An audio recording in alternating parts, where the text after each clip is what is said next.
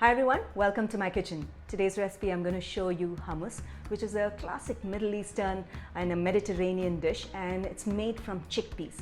It's really a delicious dip or a spread that can be used in multiple different ways. It's really simple to make, it's high in protein and extremely nutritious. And so without wasting time, I'm going to show you how to make hummus, and after that I'm going to show you the various ways you can use hummus to sort of enjoy a meal. So the first step to make the hummus is to make the tahini. So if you have like a ready-made tahini, you can use it. So what is tahini? Tahini is nothing but a sesame paste, which is til ka paste. And I make it at home, very simple. I don't add too many ingredients because all the flavors are going to be added into the hummus. All I'm going to do is to make a sesame paste. So first, into a small jar of the mixer grinder, just going to go ahead and add in the til seeds or the sesame seeds, and to this I'm just going to add a little bit of water and then blend it to make a nice sesame paste. Typically you add olive oil. First you blend it to make a powder, and then you keep adding olive oil and make a tahini, which can be used in multiple different ways. But for the hummus, a sesame paste is just good enough. So I'm just going to go ahead and blend it, make it into a smooth paste, and then get back.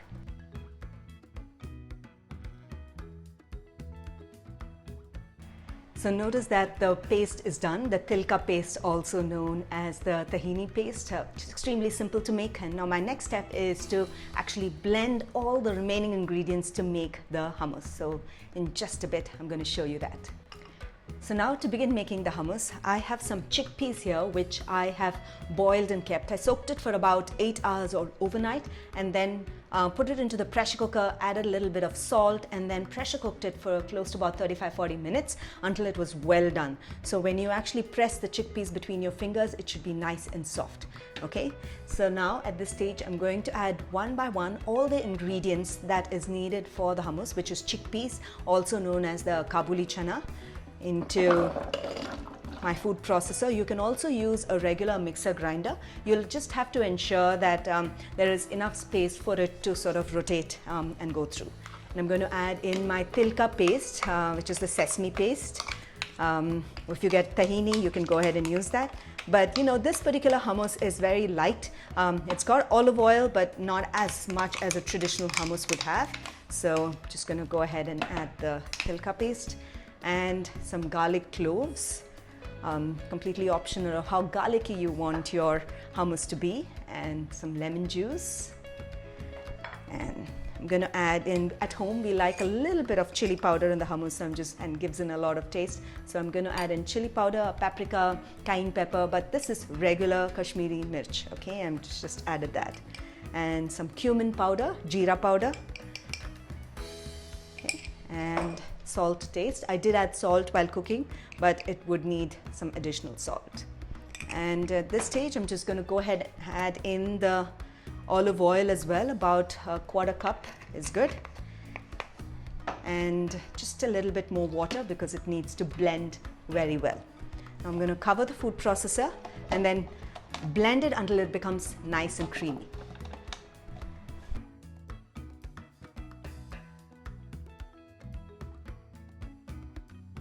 So the hummus is done beautifully, it's nice and creamy. Now I'm going to transfer it to a bowl and then give it a taste, and then garnish it with some herbs. You could garnish it with some parsley leaves or coriander leaves.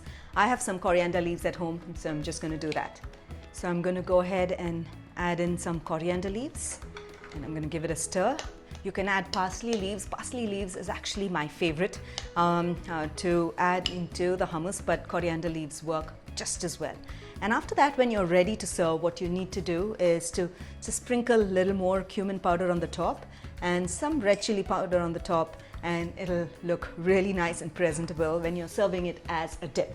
So what are the ways that you can use hummus in your meals, right? One is it can be had as a tip just like that when you have some friends and family over, or when you want to just treat yourself to a good high protein meal. Then hummus becomes a meal on itself. All you need to do is to chop up some cucumber, chop up some carrots, stir fry some broccoli, and use hummus as a dip with all these vegetables. Just dip the cucumber into the hummus and just savor it. Another way to do it is use it as a spread in your sandwiches. Spread the hummus over some toasted buns or bread and add some vegetables over it, and if you want you can grill some cheese, slice tomatoes and cucumber and make like a delicious hummus sandwich. Another way to use hummus is to make a wrap or say a kati roll or a frankie, right? So use regular rotis or tawa parathas that you have at home and spread hummus over it, just like you would spread any other sauce or cheese. Spread hummus over it. Add lots of vegetables like sauteed capsicum, like red capsicum, green capsicum, some carrots, cabbage, raw onions. Add in some mustard sauce over it and maybe some falafel as well. Falafel is nothing but a chickpea pakoda. You can also use any pakoda for that matter. In fact, onion pakoda, pyaz ka pakoda into a wrap and then wrap it up with this hummus and then savor a nice kati roll or a frankie, also known as a hummus wrap. Let me think, what else can you make with a hummus? Well, at home we just have it just like that. It just goes well with anything and everything. And one more thing that you can do with this hummus is, this is a classic hummus, which is just with garlic and some lemon and coriander, but you can make hummus with a variety of different vegetables. For example, you can roast some carrots on the tawa or the pan, cut up some carrots, roast it, and until it gets that nice caramelized roasted texture, roast it with some olive oil and some salt, and then blend it along with the hummus, and it's called a carrot hummus. Similarly, a red bell pepper hummus, a red capsicum hummus tastes really nice because the sweetness from the capsicum adds in a lot of taste and flavor. Roast the capsicum on the tawa or in the oven, anything is fine, and until it gets a nice caramelized texture and taste, and sprinkle it with some salt, of course, when you're roasting it, because it does bring in a lot of taste and flavor. And after that, once it's roasted, chop it up and blend it along with the hummus, and it'll be really, really nice. So yeah, different types of hummus, from pumpkin hummus, carrot hummus, capsicum hummus, beetroot hummus. All of these vegetables have to be roasted well before you blend it in.